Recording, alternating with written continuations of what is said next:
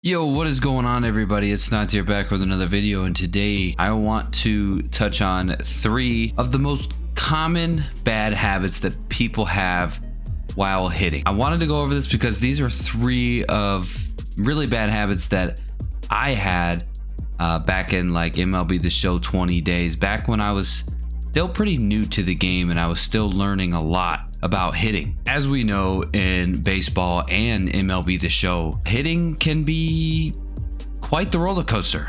You have your ups and your downs. You're obviously going to be slumping, and everyone has that. Even the best players in the game have slumps. So that is number 1 rule, is to understand that you're going to have slumps no matter what. I don't care what it is. So if you're slumping, just keep powering through it. Don't change too much. Maybe tweak things a little bit here and there just to change things up, but don't make any drastic permanent changes because it's not gonna help. I always recommend sticking with one thing and keep using the same thing over and over so you get used to it and you get the feel for it. For instance, your camera, your PCI, all that stuff. Try to keep it the same.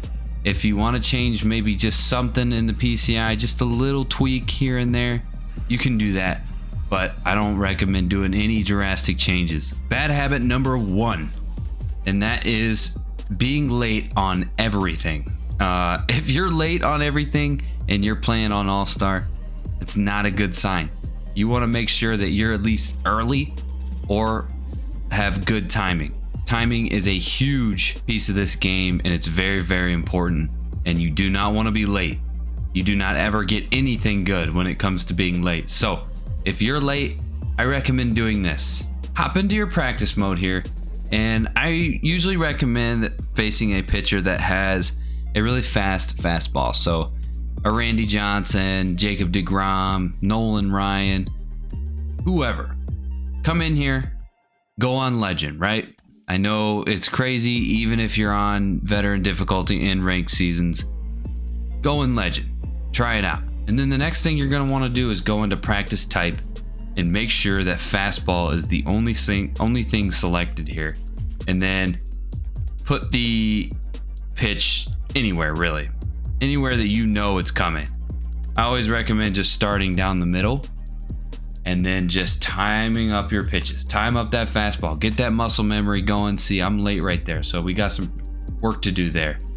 Just to get an idea of, what your timing should be. Watch your pitcher's leg. Watch your batter's leg. When Mike Trout, he's got that big long stride. As soon as he got that foot down, that's his timing mechanism. So as soon as it's down, that's when we want to swing. So good, we're early right there. That's where we want to be. Early, perfect. Okay, so we're starting to catch up to it. So the good thing about going on legend is the pitch speeds are much faster than what you're used to on All-Star or veteran difficulty that you're playing on in ranked seasons. So if you go on this for, oh my God, I just missed 2 straight balls. I'm way too early on the ball. So if we're going on this for a little bit, maybe 5 to 10 minutes or so, nothing too long. I never recommend staying in practice mode for too long. All right, there we go. Nice hit. Okay, so now once you get your timing going on the fastball right down the middle, you want to open up your zone a little bit. Maybe do just high balls and try to time it up and place your PCI at the same time. So there you go. Your ranked seasons look is going to be much easier for you. So if you hop in here and you're missing a lot of pitches like I am right now, it's okay. It's okay. As long as you're early on the ball, you're good. If you're late, you're in trouble. But we're early and we're getting good pieces of the ball. We're starting to see the ball.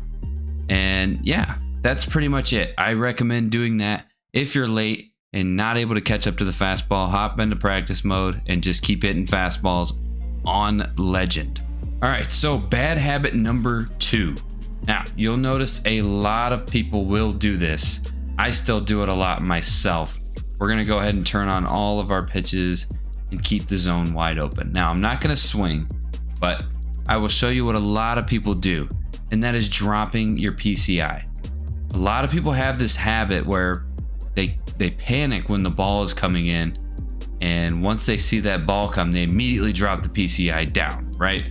That's going to cause a lot of strikeouts and a lot of grounders. So this is something that I used to do all the time, and I would drop my PCI so much. I don't know what it is. Something is going on with our brains, but our finger just wants to go down, and we want to drop our PCI to everything. So I came up with a fix for that, and here's what I recommend doing. I recommend starting your PCI in a certain spot, right? Usually I like to start mine up a little bit. I don't recommend starting it down because you're kind of already dropping your PCI, and then when that pitch comes, you're going to drop it some more. I recommend starting your PCI up, right? So see, like immediately I start hitting better when I keep my PCI up. Another reason I recommend starting your PCI up, if you drop your PCI a lot, you have a longer way to go down. So like, for instance, if I start mine in the middle, right, and I drop my PCI immediately, see how fast I got down to the lower part of my strike zone? Now, if I start it up, watch, okay. So if we start it up and then we drop it, it takes a little bit longer for you to get all the way to the ground. So if they put something down here or something like that, you have a better chance of getting a hold of the ball. And it just seems like whenever you have that motion, if you have your thumb up a little bit, you're less likely to drop your PCI. Your finger doesn't want to go down, it wants to go up if you start it up just a little bit. So if you guys drop your PCI a lot, try this method. Start your PCI up a little bit and see if your dropping PCI tendencies go down just a little bit. Okay, so bad habit number 3, that is swinging at everything. So again, this is another habit that was really bad for me, and you know, I always wanted to come up to the plate and immediately just start hitting home runs. First batter, first pitch, I was trying to hit dingers every single pitch. It didn't matter. I was swinging at everything. You'll come to realize in this game that patience is key. If you come up to the plate, even if you have a bad eye, you know, you still can't really locate the ball, and you take pitches on purpose, your opponent is going to think that you're, you know, a very picky hitter. And I don't know about you guys, but when I pitch and people aren't swinging the bat, it drives me nuts. And the batter basically fools me into coming to him, and you got to give him a strike at that point. So come up to the plate and be patient. Rule of thumb that I go by, I like to try to get my pitcher or my opponent to throw about 12 to 15 pitches per inning. So you want to keep an eye on that pitch count in the bottom right hand corner. You want to try to get him to about 12 to 15 pitches per inning. So keep that in your head each inning and make that your goal. You know, keep in mind that he's got to throw you 3 strikes. If you're just standing up there not swinging, he's got to throw you 3 of those in the zone in order to get you. Most people out there, first couple pitches, they're going to try to feel you out a little bit, and they're going to pitch around the zone a little bit. So don't come out swinging at the first pitch. If you have a problem swinging at every single pitch, I recommend taking the first pitch every single at bat. It doesn't matter. It could throw it right down the middle. I don't care. Take your first pitch. Next thing that helps with not swinging at everything is looking for only your pitch. So what I mean by that is you come up to the plate, right? You took your first pitch, because that's what I told you guys to do. Take your first pitch. It's 0-1, right? Okay. You don't have to be protecting just yet. You don't have to swing at anything out of the zone. He's only got 1 strike on you. Now, you only want to look for a ball in the zone that you like. So for me, I like high pitches.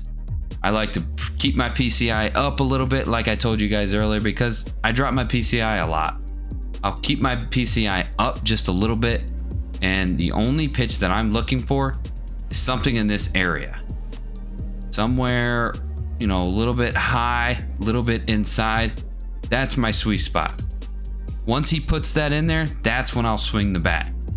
If that ball's anywhere else, do not swing the bat. Now, I've got a hitting tip video that hits on this as well. This is a great method to use. One, you're going to drive your opponent's pitchers pitch count up a lot. He's going to maybe throw about 15 pitches per inning, and pitchers' stamina this early in the game is not the greatest. So once they get around that 70 to 80 range of pitches, they're going to be really tired, and you're going to be able to capitalize on that. Aim for that 12 to 15 pitches per inning. Take your first pitch, and then look for only pitches in your zone unless you have 2 strikes. Now, I apologize for me missing so much. It's because I'm talking and hitting at the same time, and I haven't really mastered that yet. So please bear with me. But we are sitting at 15-3 right now in ranked seasons using these methods, and things are going pretty good. Where I think we're a little bit of a headache when it comes to facing pitchers. They have to come to us. We're making our pitchers throw close to that 90 to 100 pitches per game, and that's exactly where you want to be, because you might go a while in the game without scoring any runs, but the good thing is you're driving that pitch count up and the energy is going down, which means you'll get a better chance of getting a hold of a pitch and cranking one. So yeah, guys, to me, those are the 3 most common bad habits out there when it comes to hitting, and I hope these can help you guys out. Obviously, there's some personal things out there that you can buy that help out a lot, like a monitor or some control freaks, or getting the it's a little ring that goes underneath the control freaks. I don't know what they're called exactly, but it basically stops you from dropping your PCI, slamming your PCI on the corners of your controller walls, and those help out a lot. But I like to try to keep that to a minimum and try to practice things normally, and then if you guys want to get those things, you can. But yeah, guys, I hope these tips help you out, and hopefully you drop these habits and we get better. Again, I always recommend just practicing and keep playing this game all the time. You'll get better as time goes, I promise. I was in that beginner stage in MLB The Show 18 all the way up to 20. It took me 2 years to get competitive, and then end of 20 I started to do well. 21 we had a pretty good year, and we're hitting World Series pretty much every season now, so it's definitely working out for me. I hope it works out for you. That's going to be it for this video. I appreciate you guys tuning in. Peace.